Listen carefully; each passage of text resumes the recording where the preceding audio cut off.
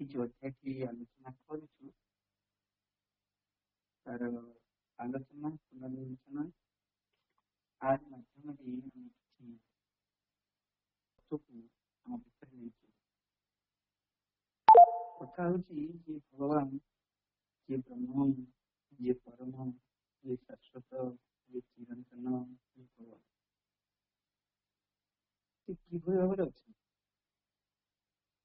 କଥା ଉଠିଲା ସେ ଆନନ୍ଦ ରୂପରେ ତାଙ୍କର ମୂଳ ସୃଷ୍ଟି ହେଉଛି ଆନନ୍ଦ ଏବଂ ସେ ଆନନ୍ଦ ସ୍ୱରୂପରେ ପ୍ରତିଭାସ ହେଇଛି। ବିଷୟ ଆରମ୍ଭରେ ନିଶାଗ୍ର ଗୋଟିଏ ସୁନାମୀ ଆକାଶ ଆନନ୍ଦ ନିଶା ଆନନ୍ଦାତ ଇମାନି ଭୂତାନି ଜାୟନ୍ତି ଆନନ୍ଦେନ ଜାତାନି ଜୀବନ୍ତି ଆନନ୍ଦ। ଯଦି ମୂଳ ସ୍ୱରୂପ ହଉଛନ୍ତି ଭଗବାନ। ଶୁଭୁନି ନା ମତେ ଶୁଭୁନି ଭାଇ, ପ୍ରଣାମ। ନାଇଁ ଭାଇ ଟିକେ କ୍ଲିୟର ଶୁଭୁନି, ଭାଇ ଟିକେ କ୍ଲିୟର ଶୁଭୁନି। ଆଚ୍ଛା ଆଚ୍ଛା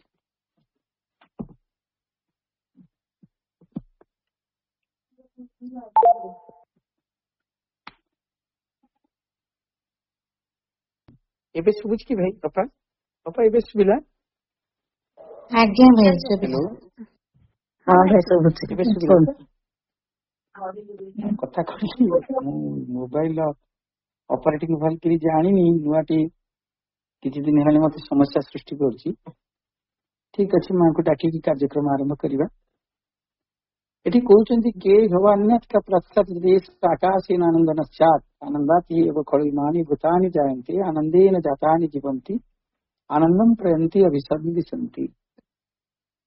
এই ତୈତ୍ତରୀୟ ଉପନିଷଦରେ এই ଶ୍ଲୋକଟି ଆମକୁ ସୂଚନା ଦଉଛି। କଣ ଅସୁବିଧା ହେଲେ କି ଅପା? ହ୍ୟାଲୋ। ନାଇଁ ଭାଇ ଠିକ ଅଛି, ଆପଣ ଆଗାନ୍ତୁ। ଆଚ୍ଛା ଆଚ୍ଛା ଠିକ ଅଛି ଧନ୍ୟବାଦ। এই ତୈତ୍ତରୀୟ ଉପନିଷଦରେ এই ଶ୍ଲୋକଟି ଆମକୁ ଚେତେଇ ଦଉଛି ଯେ କି ସମଗ୍ର ବିଶ୍ୱ ବ୍ରହ୍ମାଣ୍ଡରେ ଆମେ ଯାହାକୁ ବି ଦେଖୁଛୁ ତାହା ସବୁ ଭଗବାନଙ୍କ ଠାରୁ ସୃଷ୍ଟ ଏବଂ ଯେହେତୁ ଭଗବାନ ହେଉଛନ୍ତି ଆନନ୍ଦମୟ ସ୍ୱରୂପ ଏବଂ ସେଇ ଆନନ୍ଦମୟ ସ୍ୱରୂପରୁ ପ୍ରଥମ ଯୋଉ ପଞ୍ଚ ମହାଭୂତ ସୃଷ୍ଟି ହେଇଥିବା ଯୋଉ ଆକାଶ, ପ୍ରଥମେ ଯୋଉ ଆକାଶ ସୃଷ୍ଟି ହେଇଥିଲା ଏବଂ ସେଇ ଆକାଶରୁ ଯଦି ସେଟା ଆକାଶ ଯଦି ଆନନ୍ଦରୁ ସମ୍ଭବ ନ ହେଇଥାନ୍ତା ତାହେଲେ ଏ ପ୍ରାଣୀ ସକଳ ଏବଂ ପ୍ରାଣୀ ସକଳ କୁହନ୍ତୁ। ହ୍ୟାଲୋ, କିଏ ଜଣେ ଡିଷ୍ଟର୍ବ କରୁଛନ୍ତି କି? ହଁ ଭାଇ ପ୍ରଣାମ। ଜଗତ ଭାଇଙ୍କର ଖୋଲା ଅଛି, ମ୍ୟୁଟ କରିନାହାନ୍ତି ତ? ମୁଁ ମ୍ୟୁଟ କରିଦେବି। ଆଚ୍ଛା ଠିକ ଅଛି। ଏବେ ଏଇ ଜଗତ ଭିତରୁ ଏ ଜଗତ ଯାହାଙ୍କ ଠାରୁ ସୃଷ୍ଟି ହେଇଛି ସେ ସ୍ୱରୂପ ଯଦି ତାଙ୍କର ଆନନ୍ଦ, ସିଏ ଯଦି ଆନନ୍ଦ ବ୍ରହ୍ମ, ତାହେଲେ ତାଙ୍କ ଠାରୁ ସୃଷ୍ଟି ହେଇଥିବା ସମସ୍ତ ଜଗତ ନିଶ୍ଚିତ ଭାବରେ ଆନନ୍ଦରୁ ସୃଷ୍ଟି ହେଇଛି ଏବଂ ସେ ଆନନ୍ଦର ସ୍ୱରୂପ। ଏବଂ ପଞ୍ଚମହାଭୂତରେ ଯୋଉ ପ୍ରଥମ ଭୂତ ଯେ ତିଆରି ହେଇଥିଲା ସିଏ ହଉଛି ଆକାଶ, ସିଏ ହଉଛି ବ୍ୟାପ୍ତି, ସିଏ ହଉଛି ଆନନ୍ଦ। ବୁଝୁଛନ୍ତି, ଆକାଶ ଯଦି ନଥାନ୍ତା ତାହେଲେ ସମ୍ଭୂତ ହେଇଥିବା ଏ ସୃଷ୍ଟି ସିଏ କେମିତି ଆନନ୍ଦ ହେଇଥାନ୍ତା? ଏଇ କଥାଟାକୁ ପ୍ରଥମେ ଏ ବିଷୟର ପ୍ରାରମ୍ଭରେ ପ୍ରଭୁ ଲିଖିଛନ୍ତି।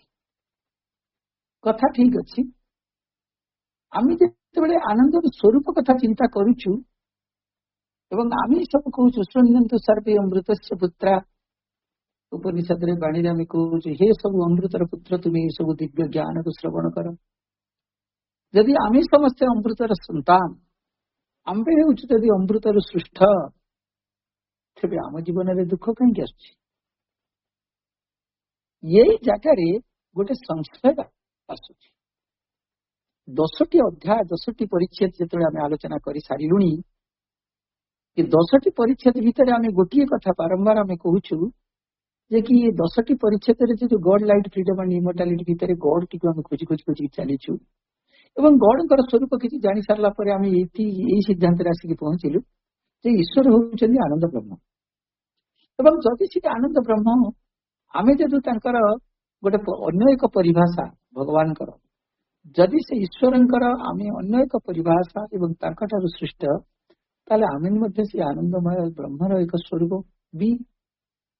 କିନ୍ତୁ ଏଠି ସଂଶୟ ଉପୁଜୁଛି, ତାହେଲେ ଯଦି ଭଗବାନ ହଉଛନ୍ତି ଆନନ୍ଦମୟ, ତାହେଲେ ଆମ ଜୀବନରେ ଏତେ ଦୁଃଖ କଷ୍ଟ ସବୁ ଆସୁଛି କାହିଁକି?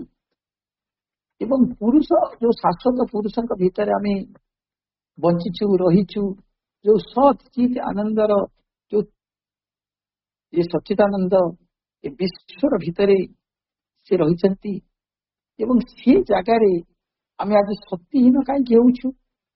ଆମେ ଆଜି ଅସତ୍ୟ ଅନ୍ଧକାର ଅଜ୍ଞାନ ଭିତରେ କାହିଁକି ଯାଉଛୁ?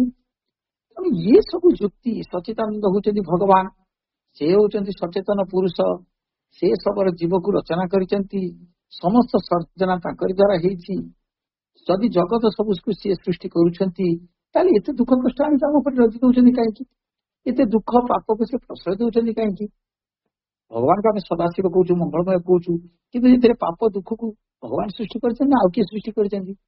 ଏଇ ସଂଶୟ ଗୁଡିକ, ଯାବତୀୟ ପ୍ରଶ୍ନ, ଏଇ କଥା ଗୁଡିକ ଆମେ ଆଲୋଚନା ଅଲରେଡି କରି ସାରିଲୁଣି। 8 ପାରାଗ୍ରାଫରେ ଏ ସମଗ୍ର ଆଲୋଚନାକୁ ଆମେ ଦେଖିଲୁ। ତେଣୁ ଦୁଃଖ କଷ୍ଟ ଭୋଗ ରୂପେ ମିଳୁଥିବା ଯୋଉ ଶାସ୍ତି ଆମକୁ ମିଳୁଛି, ଆଚ୍ଛା ଆର ଜନକ ତାହେଲେ କିଏ? ଯଦି ଭଗବାନଙ୍କ ଠାରୁ ସୃଷ୍ଟି ନୁହଁ, ତାହେଲେ ଇଏ ପୁଣି କାହାଠାରୁ ସୃଷ୍ଟି ହେଲା? ଏବଂ ଯିଏ ସୃଷ୍ଟି କଲା ସେ କାହିଁକି ସୃଷ୍ଟି କଲା? ଏବଂ ଯଦି ବା ସୃଷ୍ଟି କଲା ସେ କେଉଁଥିରୁ ସୃଷ୍ଟି କଲା? ତାର ଅସଲ ସଂଶୟ ଆମ ପାଖରେ ଯାହା ଆସିକି ପହଞ୍ଚୁଛି, ସିଏ ଏବେ ପର୍ଯ୍ୟନ୍ତ ତାର କ୍ଲିୟର ହଉନି, ତାର ଯଥାଯଥ ଉତ୍ତର ଆମ ପାଖରେ ନାହିଁ। ତେଣୁ ଇଏ ଧର୍ମ ଅଧର୍ମ, ନ୍ୟାୟ ଅନ୍ୟାୟ, ଅଜ୍ଞାନ ଜ୍ଞାନ, ଅନ୍ଧାର ଅନ୍ଧାର, ଆଲୋକ, ପ୍ରେମ ଘୃଣା, ଏଇ ଯୋଉ ଦିଛକି ରାସ୍ତା ଭିତରେ ମଣିଷଟି ଘାଣ୍ଟି ହଉଛି କାହିଁକି? ଏଇ ଯୋଉ ପ୍ରଶ୍ନକୁ ନେଇକି ମଣିଷଟି ତାର ଚାଲିଛି। ଅଷ୍ଟମ ପାରାଗ୍ରାଫ ଗୋଟେ ଲାଇନ କି ମୁଁ ପଢିବା ପାଇଁ ନିଶ୍ଚିତ ଇଚ୍ଛା ପ୍ରକାଶ କରିବି। ସେଥିରେ ସେ କହୁଛନ୍ତି ଯେ ଭଗବାନ ଯିଏ, ସେ ଭଗବାନ ଏବଂ ବେଦାନ୍ତର ଯିଏ ସଚ୍ଚିଦାନନ୍ଦ, ୟାରି ଉପରେ ଗୋଟେ ଟିପ୍ପଣୀ ସେ ଦଉଛନ୍ତି। ସେ କହୁଛନ୍ତି ବେଦାନ୍ତର ଯୋଉ ସଚ୍ଚିଦାନନ୍ଦ ହଉଛନ୍ତି ସେ ଖଣ୍ଡିତ ହେଇପାରିବେ। ନୈନଂ ଶସ୍ତ୍ରାଣୀ ଦହତି ନୈନଂ ଛିନ୍ନାନ୍ତି ଶସ୍ତ୍ରାଣୀ ନୈନଂ ଦହତି ପାବକ। ଗୀତାରେ ଆମେ ଏ ଯୋଉ ଆଲୋଚନା କରୁଛୁ, ସେଇ ଆତ୍ମା ସ୍ୱରୂପକୁ ଆମେ ଛିଣ୍ଡେଇ ପାରିବାନି, ତାକୁ ଭାଗ କରିପାରିବା ନାହିଁ। ସିଏ ହଉଛନ୍ତି ଅଖଣ୍ଡ, ସିଏ ହଉଛନ୍ତି ଅନନ୍ତ, ସିଏ ହଉଛନ୍ତି ସଚ୍ଚିତ ଆନନ୍ଦ, ସିଏ ହଉଛନ୍ତି ଅଦ୍ୱିତୀୟ, ଏବଂ ସିଏ ସମଗ୍ର ବିଶ୍ୱର ସତ୍ତା, ଏବଂ ସିଏ ହେଉଛନ୍ତି କେବଳ ତାଙ୍କରି ସ୍ୱରୂପ। ଏ ବିଶ୍ୱ ହଉଛି ତାଙ୍କରି ସ୍ୱରୂପ। ଏଇ କଥାଟା, ଯଦି ପାପ ଅଛି, ଯଦି ଦୁଃଖ ଅଛି, ତେବେ ଇଏ ପ୍ରାଣୀ ରୂପେ ସେ ନିଜେ ଯେତେବେଳେ ଜନ୍ମ ହଉଛନ୍ତି, ସେ ପାପ ପୁଣ୍ୟ ଦୁଃଖ ସୁଖକୁ ସେ ବି ମଧ୍ୟ ଭୋଗ କରୁଛନ୍ତି। ଆମେ ଆଲୋଚନାରେ ଏ କଥା କହିଥିଲି ଯେ ମର୍ଯ୍ୟାଦା ପୁରୁଷୋତ୍ତମ ରାମଚନ୍ଦ୍ର ଯେତେବେଳେ ନର ଦେହକୁ ଧାରଣ କରି ରାମଚନ୍ଦ୍ରଙ୍କ ଅବତାରରେ ଜନ୍ମଗ୍ରହଣ କରିଥିଲେ, ତାଙ୍କ ଜୀବନର ବହୁତ ଦୁଃଖ ସେ ସହିଥିଲେ। ଯାହା ମଣିଷ ସହୁଛି ଦୁଃଖ, ଏବଂ ତାକୁ ମଧ୍ୟ ସେ ସହୁଛି। ଏବଂ ଏଠି ଭାଗବତର ଗୋଟେ କଥା କହୁଛି, ମର୍ତ୍ତେ ମନୁଷ୍ୟ ଦେହ ହୋଇ, ମର୍ତ୍ତ୍ୟରେ ଯେତେବେଳେ ମନୁଷ୍ୟର ଦେହ ବହନ କରୁଛି, ତେଣୁ ମନୁଷ୍ୟର ଗୁଣ କର୍ମ ହଉଛି ମୃତ୍ୟୁ, ଏବଂ ସେ ମନୁଷ୍ୟର ଗୁଣ କର୍ମକୁ ସେ ନିଶ୍ଚିତ ଭାବରେ ଗ୍ରହଣ କରିବାକୁ ବାଧ୍ୟ ଯଦି ମନୁଷ୍ୟର ଦେହକୁ ବରଣ କରିବ। ତେଣୁ ମନୁଷ୍ୟ ଦେହକୁ ଯେତେବେଳେ ଆମେ ବରଣ କରିଛୁ, ଆମ ଭିତରେ ଯୋଉ ଆତ୍ମା ସ୍ୱରୂପ ସେ ଯେତେବେଳେ ବରଣ କରିଛି, ତେଣୁ ମନୁଷ୍ୟର ଯାହା ଗୁଣବତ୍ତା ଗୁଡିକ ରହିଛି ତାକୁ ସେ ଗ୍ରହଣ କରିବାକୁ ବାଧ୍ୟ। ତାପରେ ସେତିକି କଥାକୁ ସେ ସ୍ୱୀକାର କରିଦେଲାଣି। ଯୋଉ ପାପ ଦୁଃଖ ସନ୍ତାପ ଇଏ ସବୁ ଈଶ୍ୱରଙ୍କ ପାଖରେ, ଈଶ୍ୱର ବି ଜନ୍ମ ନେଇ ସାରିଲା ପରେ ବି ଏଗୁଡିକ ସବୁ ତା ପାଖରେ ଆସିକି ପହଞ୍ଚୁଛି। ଯୀଶୁଖ୍ରୀଷ୍ଟକୁ କୁଶବିଦ୍ଧ କରାଗଲା, ତାଙ୍କ ଜୀବନରେ କଣ ଦୁଃଖ ନାହିଁ? ଶ୍ରୀକୃଷ୍ଣଙ୍କ ଜୀବନରେ କଣ ଦୁଃଖ ନାହିଁ?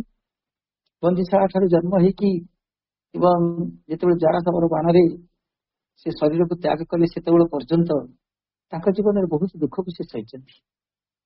ତେଣୁ ଏଠି କୁହାହଉଛି, ଯଦି ମଣିଷ ଭଗବାନ ଯେତେବେଳେ ଜନ୍ମ ନେଉଛନ୍ତି, ସିଏ ଯେତେବେଳେ ଦୁଃଖ କଷ୍ଟକୁ ବରଣ କରି ନେଉଛନ୍ତି ଏବଂ ଏଇ ପ୍ରାଣୀରେ ପ୍ରାଣୀ ସ୍ୱରୂପରେ ଯେତେବେଳେ ବହନ କରୁଛନ୍ତି, ତେଣୁ ଭଗବାନଙ୍କ ଭିତରେ ବୋଧେ ସେ ଦୁଃଖ ସୁଖ ଅଛି। ଇଏ ବି ମଧ୍ୟ ଗୋଟେ ସଂଶୟ ଆମ ପାଖରେ ଆସିକି ପହଞ୍ଚିଗଲାଣି। ତେଣୁ ଯୋଉ ଦୁଃଖ ସନ୍ତାପ ଈଶ୍ୱରଙ୍କ ଭିତରେ ଯଦି ଆମେ କହିବା ନା ଈଶ୍ୱର ଭିତରେ ଏଗୁଡାକ ସମ୍ଭବ ହେଇପାରିବ ନାହିଁ, ତାକୁ ଈଶ୍ୱରଙ୍କୁ ଜମା ଏ ପାପ ପୁଣ୍ୟ ଦୁଃଖ ସୁଖ ପ୍ରେମ ଘୃଣା ଆଲୋକ ଅନ୍ଧାର ଜ୍ଞାନ ଅଜ୍ଞାନ ସତ୍ୟ ଅସତ୍ୟ ଏସବୁ କିଛି ତାଙ୍କୁ ସ୍ପର୍ଶ କରିପାରିବ ନାହିଁ। ତେଣୁ ଇଏ ହଉଛି ତାଙ୍କର ବେୟ ଈଶ୍ୱରଙ୍କର ଏଇ ଗୁଣର ଅତୀତ ହଉଛନ୍ତି ସିଏ। କିଏ ଜଣେ ଅନମ୍ୟୁଟ କରିଦେଲେ ବାପା ଭାଇ ସରୋଜପା। ଆଚ୍ଛା ହଉ ଠିକ ଅଛି। ତେଣୁ ଇଏ ଈଶ୍ୱରଙ୍କ ସ୍ୱରୂପରେ ଆମେ ଦେଖୁଛୁ ଯାହା ମଣିଷକୁ ଭୋଗ ହଉଛି ତାହା ଈଶ୍ୱରକୁ ଭୋଗ ହଉଛି। ଈଶ୍ୱର ଯେତେବେଳେ ମଣିଷ ଦେହ ଧାରଣ କରି ଜନ୍ମ ନେଉଛନ୍ତି ସେତେବେଳେ ସେ ତାକୁ ଗ୍ରହଣ କରୁଛନ୍ତି, କିନ୍ତୁ ବାସ୍ତବରେ ଈଶ୍ୱର ଯିଏ ଭଗବାନ ଯିଏ ଚିରନ୍ତନ ଶାଶ୍ୱତ। ସରୋଜପା କଣ କହିବେ? ସରୋଜପା କଣ କହୁଛନ୍ତି? ଆଚ୍ଛା ହଉ ଠିକ ଅଛି, ବାପା ଟିକେ ବନ୍ଦ କରୁଛି ପ୍ଲିଜ। ହଁ ଟିକେ ଡିଷ୍ଟର୍ବ ହେଇଗଲେ। ତେଣୁ ଈଶ୍ୱର ଯେତେବେଳେ ସିଏ ନିଜେ ଅଛନ୍ତି, ଆମେ ଯେତେବେଳେ ଡୁଆଲିଜିମ୍ ଆମେ ଆଜିର ପାଠରେ ସେଟା ଆଲୋଚନା କରିବା। ଯେତେବେଳେ ଈଶ୍ୱର ଏ ସୃଷ୍ଟି ଠାରୁ ଯେତେବେଳେ ଆମେ ତାକୁ ଅଲଗାରେ ଦେଖୁଛୁ ସେତେବେଳେ ଆମର ଧାରଣା ଗୋଟେ ଏକଦମ ସ୍ପଷ୍ଟ ହେଇଛି, ଯୋଉ ଈଶ୍ୱର ଏ ସୃଷ୍ଟିର ବହୁ ବାହାରେ ଅଛନ୍ତି, ଏ ସୃଷ୍ଟିକୁ ତିଆରି କରିକି ସେ ନିଜେ ଦେଖୁଛନ୍ତି, ତାଙ୍କ ପାଖରେ ଏ ଦୁଃଖ ସ୍ପର୍ଶ କରିବ ନାହିଁ, ଏ ସୁଖ ସ୍ପର୍ଶ କରିପାରିବ ନାହିଁ, ଏ ଅନ୍ଧାର ପାପ ପୁଣ୍ୟ ଏସବୁ ତାକୁ ସ୍ପର୍ଶ କରିପାରିବ ନାହିଁ। ତେଣୁ ଈଶ୍ୱରଙ୍କ ଭିତରେ ଦୁଃଖ ସନ୍ତାପ କେବେ ହେଲେ ବି ସମ୍ଭବ ହେଇପାରିବ ନାହିଁ। ସେତେବେଳେ କଣ ହବ ନା ପ୍ରାଣୀ ମାନଙ୍କର ପାଇଁ ସିଏ ଏ ଦୁଃଖ କଷ୍ଟ ସବୁ ସୃଷ୍ଟି କରିଛନ୍ତି। ତେଣୁ ଅଖଣ୍ଡ କି ଅନନ୍ତ ସଚ୍ଚିଦାନନ୍ଦ ଯାହା ବେଦାନ୍ତ ଆମକୁ କହିଛି, ତା ଭିତରେ ଏ ଯୋଉ ଆନନ୍ଦର ବିପରୀତ ତତ୍ଵଟିକି କେମିତି ଆଣିକି ସ୍ଥାନ ଦେବେ?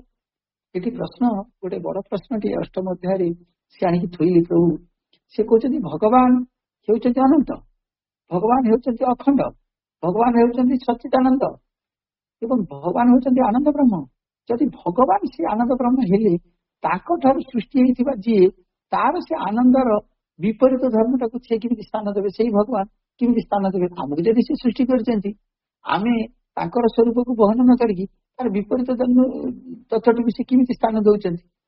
ତେଣୁ ଏ କଥାଟା ତାଙ୍କର ନିଜସ୍ୱର ପ୍ରତିରୋଧ କରୁଛି ଏବଂ ନିଜକୁ ସେ ଯୋଉ ତତ୍ଵ ଦଉଛନ୍ତି ସେ ନିଜର ତତ୍ଵଟାକୁ ସେ ନିଜେ ହିଁ ତାକୁ ବିରୋଧ କରୁଛି ବୋଲିକି ନିଜେ ହିଁ ନିଜର କଣ୍ଟ୍ରାଡିକ୍ସନ ବୋଲିକି ସେଠି ସେ କହୁଛନ୍ତି। ଏଇ କଥାଟା ଆମେ ଅଷ୍ଟମ ପାରାଗ୍ରାଫରେ ଆଲୋଚନା କଲୁ। ତାପରେ ସେ କହୁଛନ୍ତି ନବମ ପାରାଗ୍ରାଫରେ ଅତି ସୁନ୍ଦର ସବୁ ଆଲୋଚନା ଆଜି ହେଇଛି, ଆମେ ତାକୁ ଟିକେ ଦେଖିବା କଣ କଣ ସବୁ ସେ ଆଲୋଚନା ହେଇଛି। ସେ କହୁଛନ୍ତି half of the moral difficulty. कौन से moral difficulty? ना that difficulty in its one unanswerable form disappears. यही कथा ଯେତେବେଳେ ଆମେ ଆଲୋଚନା କରୁଛୁ, ଯାହା ଅଷ୍ଟମ ପାରାଗ୍ରାଫରେ ଆମେ ଆଲୋଚନା କରିକି ଆସିଲେ, ସେଇ କଥା କହୁଛନ୍ତି ଏ ଯୋଉ ଡିଫିକଲ୍ଟିଜ କହୁଛି ସେ ଅଧା ଡିଫିକଲ୍ଟିଜ ଗୁଡାକ, ଅଧା ସମସ୍ୟା ଗୁଡିକ, ଯୋଉ ସମସ୍ୟା ଗୁଡିକ ଉତ୍ତର ଦେଇ ହୁଏ ନା ଅନଆନ୍ସରେବଲ ଫର୍ମ, ସିଏ କଣ କରୁଛି ନା ଡିସାପିୟର ହେଇଯାଉଛି। Half of the moral difficulty, ଯୋଉ ଆଲୋଚିତ ସମସ୍ୟା ଯୋଉ ଅଧେ ଅଡୁଆ ରହୁଛି, ଅଧେ ଅସୁବିଧା ଗୁଡାକ ରହୁଛି, ସେଇ ଅସୁବିଧା ଗୁଡିକ ଯାହା ସମାଧାନ ହେଇପାରୁନଥିଲା, ଯାହାର ଉତ୍ତର କିଛି ମିଳୁନଥିଲା, ସେଇଟା ଆପେ ଆପେ ଡିସାପିୟର ହେଉଛି, ଅନ୍ତର୍ଦ୍ଧାନ ହେଇଯାଉଛି। ତାପର ବାକ୍ୟରେ କହୁଛନ୍ତି it no longer arises can no longer be put। ତେଣୁ ଯେତେବେଳେ ଏଇ କଥାଟା ଆଉ ଉଠିବ ନାହିଁ, ଇଟ୍ ନୋ ଲଙ୍ଗର ଆରାଇଜେସ୍, ଆଉ ଉଠେ ନାହିଁ, can no longer be put, ଏବଂ ଆଉ କଥା ମଧ୍ୟ ଏଇଟାକୁ ଉତ୍ଥାପିତ କରାଯାଇ ପାରିବ ନାହିଁ। ଏ ପ୍ରଶ୍ନଟି ଆଉ ଉଠିବ ନାହିଁ କି ଏ ପ୍ରଶ୍ନକୁ ଆଉ ଥରେ ପଚରା ଯାଇ ପାରିବ ନାହିଁ। ତାପରେ କହୁଛନ୍ତି cruelty to others, I remaining immune or even participating in their sufferings by subsequent repentance or belated pity is one thing।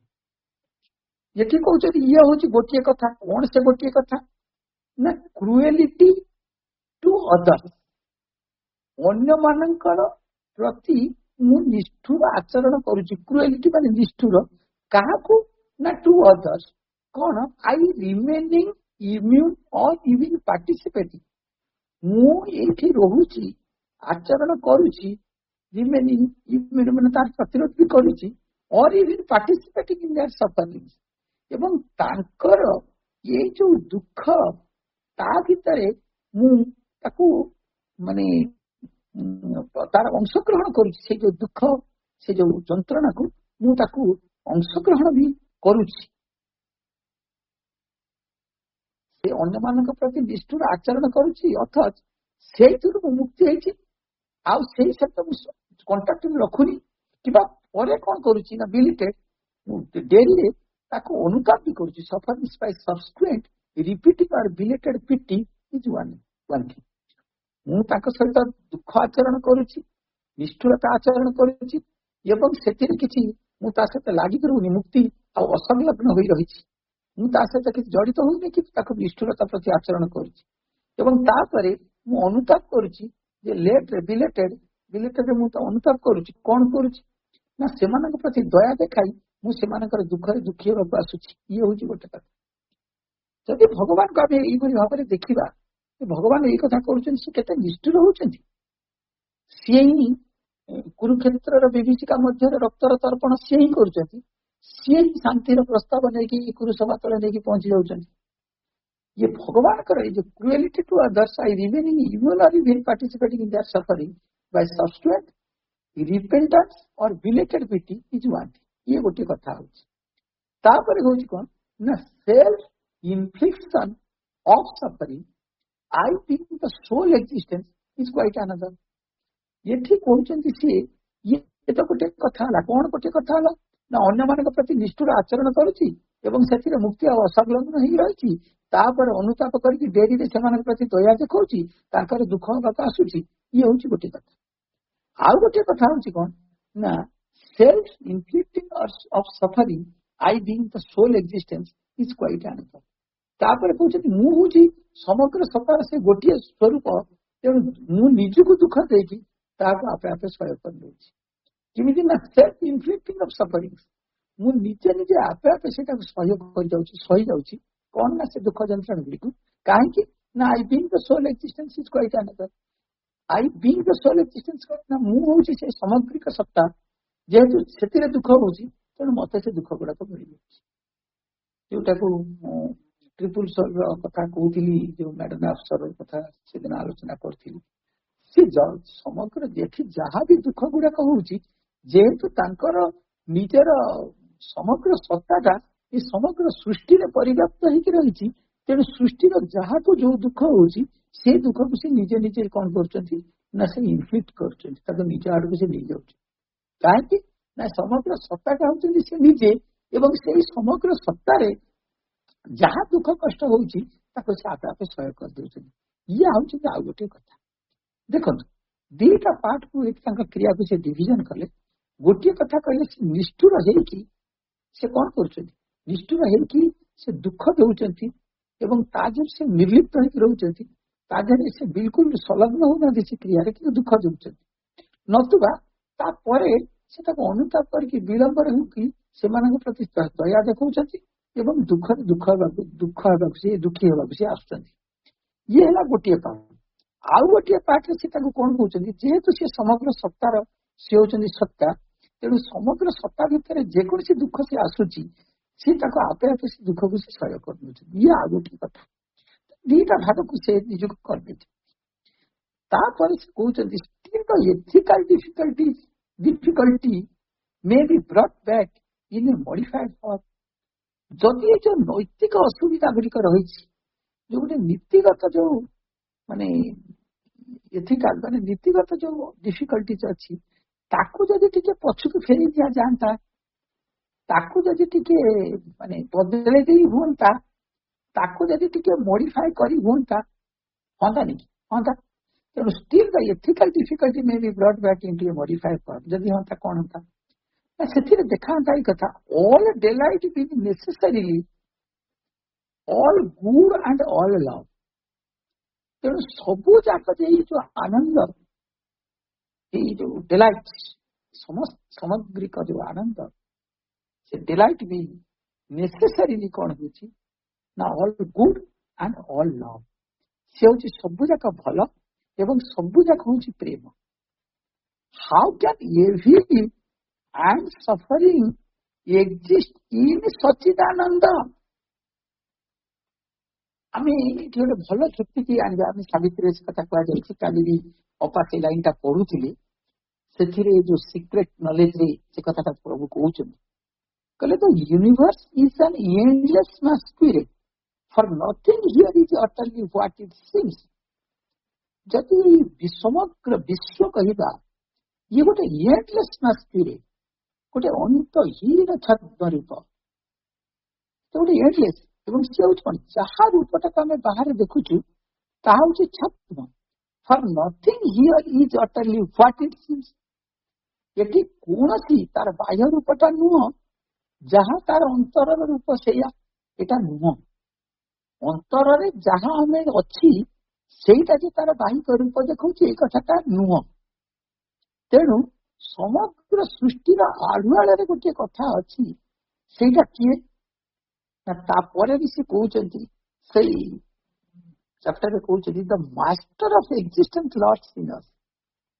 ସୃଷ୍ଟିକର୍ତ୍ତା ଆମ ଭିତରେ ଲୁଚି ରହିଛନ୍ତି। ଆମ ଭିତରେ ଲୁଚି ରହିଛନ୍ତି ମାନେ ସମଗ୍ର ବିଶ୍ୱର ଯେତେ ଯେତେ ଯେତେ ସୃଷ୍ଟି ସବୁ ତାଙ୍କଠାରୁ ଆସିଛି ତା ଭିତରେ ବି ସେ ରହିଛନ୍ତି। ଲର୍ଡସ୍ ଇନ୍ ଅସ୍, ଆମ ଭିତରେ ଅଛନ୍ତି ଏବଂ ଲର୍ଡସ୍ ଇନ୍ ଅଦର୍ସ, ଆଉ ଅନ୍ୟମାନଙ୍କ ପାଖରେ ମଧ୍ୟ ସେ ରହୁଛି।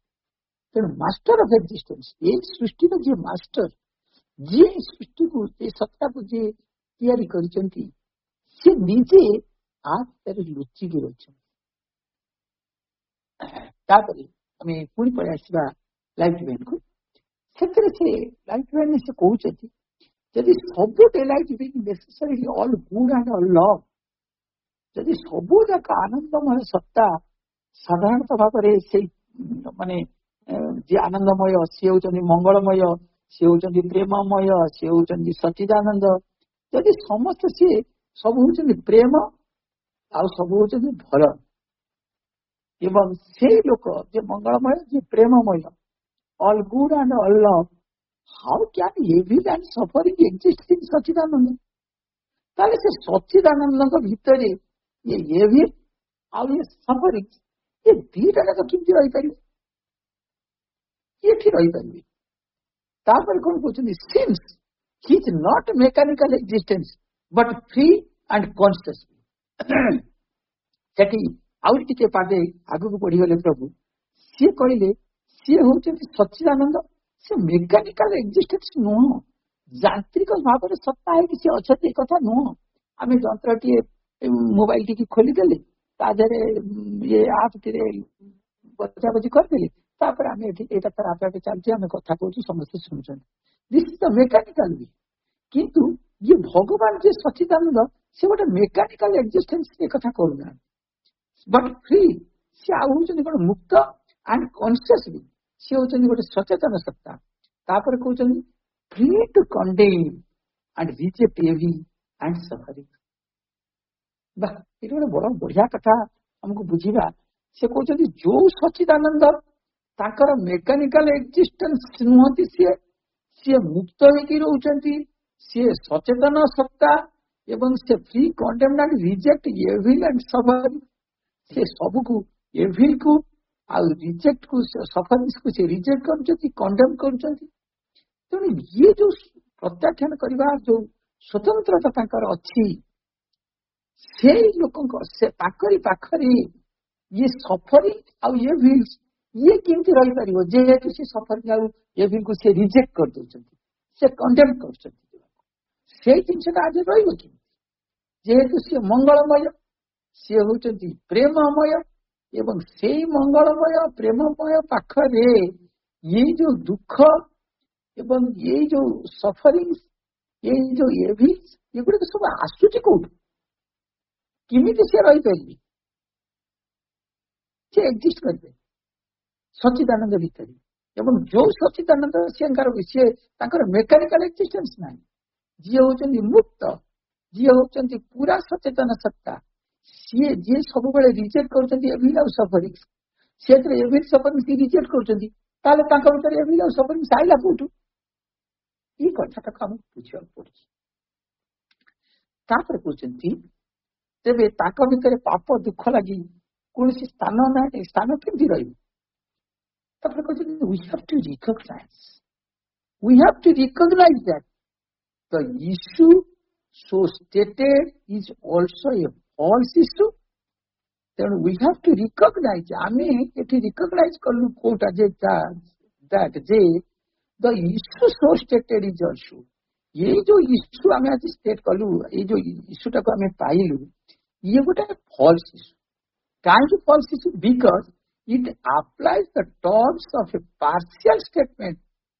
ଇଏ ଗୋଟେ କଣ କରୁଛି, ଇଏ ଗୋଟେ ଆପ୍ଲାଏ କରୁଛି କାହାକୁ ନା ଗୋଟେ ଟର୍ମକୁ ଯୋଉଟା କି ଗୋଟେ ପାର୍ଟ ବା ଗୋଟେ ପାର୍ସିଆଲ ଷ୍ଟେଟମେଣ୍ଟ ହେଇକି ରହୁଛି। ଇଏ ହଉଛି ଗୋଟେ ସମ୍ପୂର୍ଣ୍ଣ କଥା, ପୂର୍ଣ୍ଣ ସତ୍ୟ ନୁହେଁ। as if they were applicable to the whole.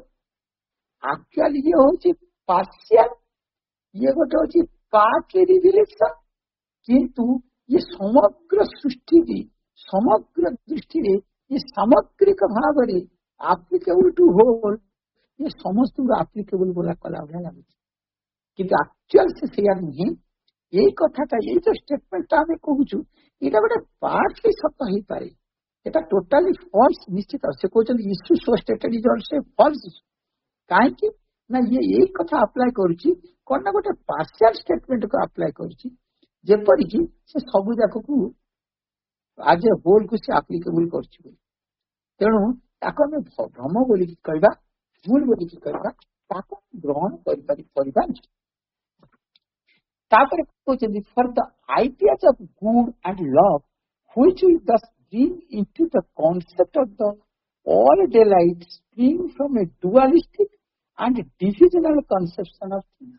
आको लुनापा ताको बड़ भल भल उदाहरण दे कहउथिले, आमे देखुछु गाय गोटे प्राणी, ये पेपर देखुछु षंड गोटे प्राणी। गाय की गोटे पार्ट देखिले, षंड को देखिले कहले से शिवंकर होची तांकर वाहन। आमे डुअलिस्टिक वे रे देखुछु, एवं आमे भी बहुत क्षेत्र में पुराणी शास्त्र जो जाऊँ से डुअलिस्टिक फॉर्म रे देखुछु। आज आवर ह्यूमन माइंड रिवेज, आम ह्यूमन माइंड से करूँ, आम डुअल कनसेप्ट सब बेले नो। आम सांग मैंने जो मो पाखे देखी मो भाई बहन मैंने निश्चित ये कथा भीतर देखिए आसवे, जो आम जाऊ कड़े जाइए पाठचक्र जाइए, कौ पाठचक्र कौन से ना सीमा श्री अरविंद पाठचक्र। ओ हाँ हाँ हाँ सीमा श्री अरविंद। अच्छा से सीमा श्री अरविंद कौन स्वामी श्री?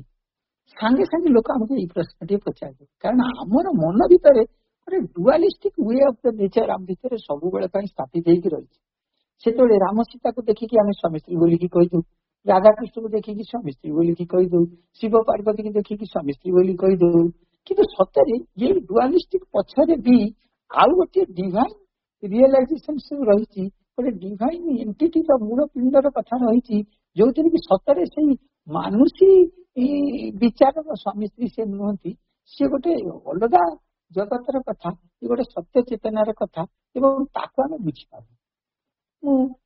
माने गोटे टॉक रे थे शुणुली जनकर, से कहते कहले जिते सीता देवी माँ सीता देवी को जिते बड़े रावण हरण कर गला, सेठी सीता देवी निजे से सीता देवी होगी जाई नथिले, सेठी से महाकाली स्वरूप होगी जाई, एवं महाकाली बहुत भयंकर किंतु से प्रेममयी। सुंदर से आलोचना करी कहते से भारी प्रेममयी।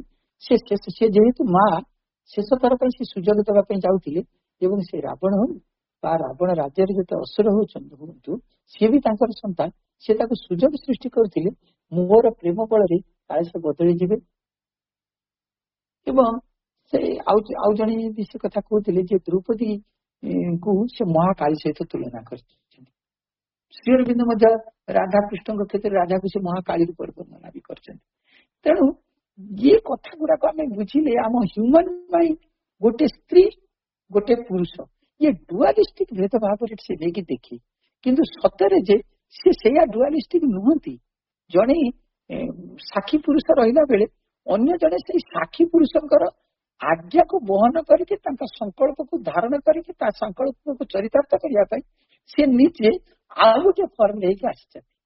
ये कथा को हमें बुझा for the ideas of good end of love for ideas of good and for ideas of love एमती बुझा हमें कौन व्हिच वी दस bring into the concept of the all delight जो आम बुझा जो धारणाटा जो कॉन्सेप्टा ऑल डिलाइट सब सर्व आनंदमय से कौन ना स्प्रिंग से कौट बाहर ना spring from a dualistic and divisional concept of the things ये समग्र थिंग्स समग्र विश्व भितर से दीटा टू डायमेंशन वेज रे दीटा जाक सेपरेट वे रे दुईटा जाक द्वैत भूमिका रे दुईटी जाक विभेदता रे आसी बोलिक आम ग्रहण कर तेणु ये आइडियाज ऑफ गुड कहीपर आइडियाज ऑफ लव कह ये दीटा जाक गोटे डुअलिस्टिक आ डिविजनल कॉन्सेप्ट ऑफ थिंग भितर से बाहर बोलिकी they are based entirely on the relations between creatures and the creatures कहीं ना सत्य आम जानी आम जी जानी by using our the physical mind we are discussing and we are taking that conception आम से धारणाटा को नहीं जाऊँ बेसिंग कहा द्वारा ना our physical mind physical mind जी बाट पर्यंत जाइए सी ता धारणा जहाँ जहाँ सब रूप परिकल्पना करी विचार करे ये entirely the relations between the creatures and the creatures what does कौन से रिलेशन अच्छी कौन से रिलेशन को आम केबे भी तक आम आविष्कार कर आविष्कार न करी आम बहुत कथा गुड़िक कहू आम से द्वैत अद्वैत भितर जो डुअलिस्टिक वे रे डिविजनल मैनर रे डिविजनल कॉन्सेप्ट रे हमें प्रत्येक वस्तु को प्रत्येक सृष्टि रो एक्जिस्टेंस को हमें सही बोली भाव में विचार कर दो they are based entirely on the relation between creature and creature at the persist in applying them to a problem which starts on the contrary from the assumption of one which all बाघ खाईदेला हरिण को बाघ हरिण को खाईदेला बाघ जीए हरिण CA कई क्या खाऊ ना ये गोटे खाली रूपर अंतरटा देखी दूची ये हूँ ट्रू सेंस अनंत अनंतर मिशीगले कौन है इनफिनिटी आ गोटे इनफिनिटी मिशीगले सी इनफिनिटी लुण पितुला समुद्र भितर मिशीगला सी समुद्र हो गला तार एक्जिस्टेंस को सी हरईदेला यथा नदी नांग बंबू बुबेका एथिरे कहते श्रीमद भगवत गीतार विश्वरूप दर्शन जगह जिते नदीटे थिला सेतेबेले मु होची गंगा मु होची कावेरी मु होची ब्रह्मपुत्र मु होची महानदी ये तार सेल्फ एक्जिस्टेंस कहला सतरे एक्जिस्टेंस टा कोठी सी जो जाकि समुद्र रे मिसी गला सेतेबेले ना तार नामकरण गंगारे अच्छी ना तार नामकरण नर्मदारे अच्छी कि ब्रह्मपुत्र रे अच्छी तेणु जितेबाला से मिसी गला सेतेबेले से समुद्र होगा सेतेबेले से अनंत होगा जिते न मिसिकी ताठू बाहर के आसला सेतेबेले तार स्वरूपटा होगला कौन ना मु हूँ ब्रह्मपुत्र मु हूँ ब्रह्म मु हूँ गंगा यही नाम से नामित होगा किंतु सतरे से अनंत सतरे से हूँ महदधी सी हूँ तार मूल स्वरूप हूँ से तेणु मूल स्वरूप से आसिकी अन्य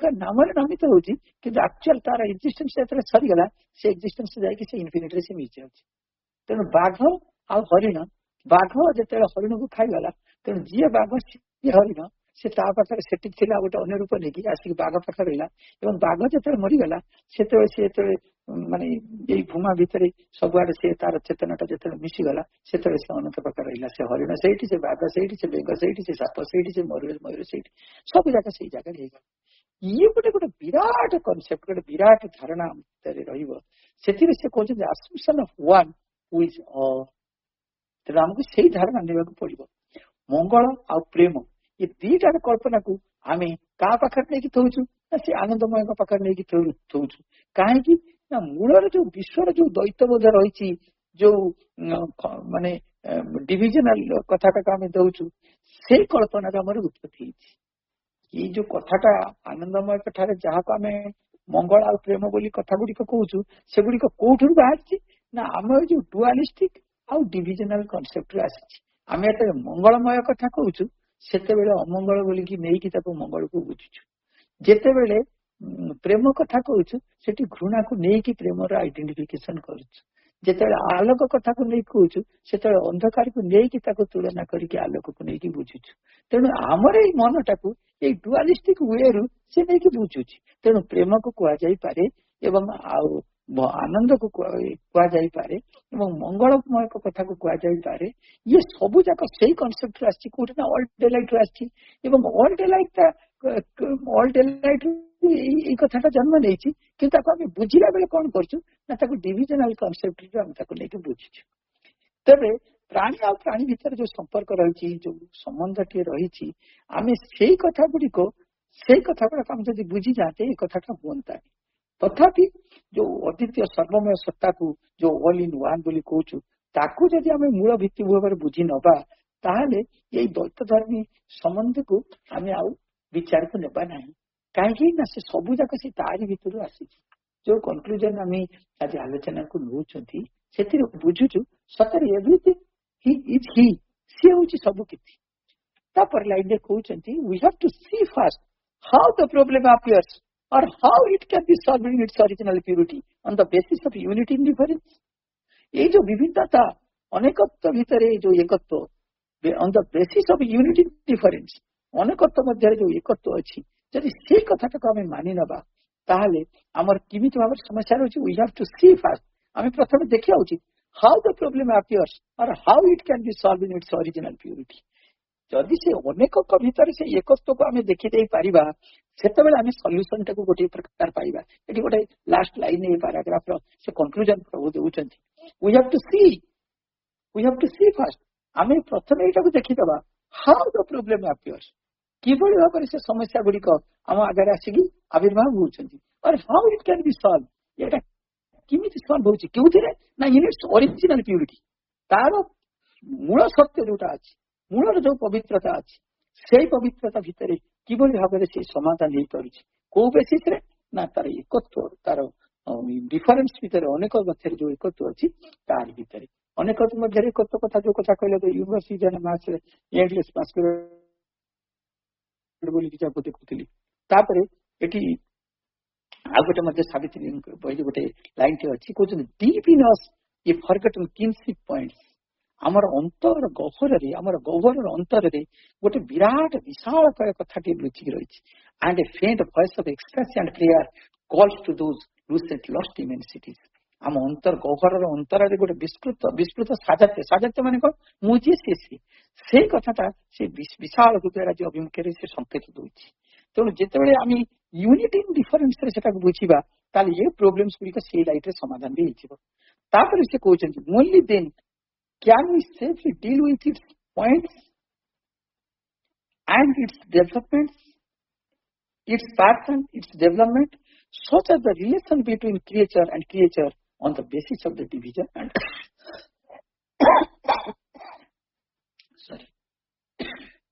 basis of the division and duality. ये जो डिविजन और डुअलिटी भितर आम जो क्रिएचर भितर ये जो डेवलपमेंट करवा आम जो संपर्क को सच एज रिलेशन तार जो रिलेशन अच्छी जिते बुझी नवा गुड़ाक सब असुविधा हो पार आम प्रथम देखी नवा से जो समस्या आम मन भितर आसूची आम अलग सी अलग से माने आमर शास्त्र तो बढ़िया कथा कहते अयं निज प्रभुति गणना लघुचित संग उदार चरिता नाथ वसुधैव कुटुंबकम आम सब भितर आम वसुधाटा हूँ गोटे परिवार मो भितर जी अच्छी तुम भितर सी अच्छी ता भितर सी अच्छी आ भितर सी अच्छी ये एकात्म बोधटा कथाटा को जदि आम पढ़ी नहीं पारिबा आम जदि बुझी नहीं पारिबा ऑल इन वन कथा जो पूर्व लाइन जो कथा कहले से सब होचंदी सी यही धारणाटा जो रहिबो ताले आम द्वैतबोध कथाटा आसीबो कोठु से द्वैतबोधटा आम पाखरे मिले तबे समय 8टा भी बाजिगला आउटे आलोचना करबा थिले भी तापर जिते पुनरालोचना आउ थे हम से बुझा ତେଣୁ ସମସ୍ତଙ୍କୁ ଅନେକ ଅନେକ କୃତଜ୍ଞତା ଦେବି। ମଧୁମୟୀ ମାଙ୍କ ପାଖରେ ସମଗ୍ର କାର୍ଯ୍ୟକ୍ରମଟିକୁ ଅର୍ପଣ କରି ରହିବି। ବନ୍ଦେ ମାତରମ୍।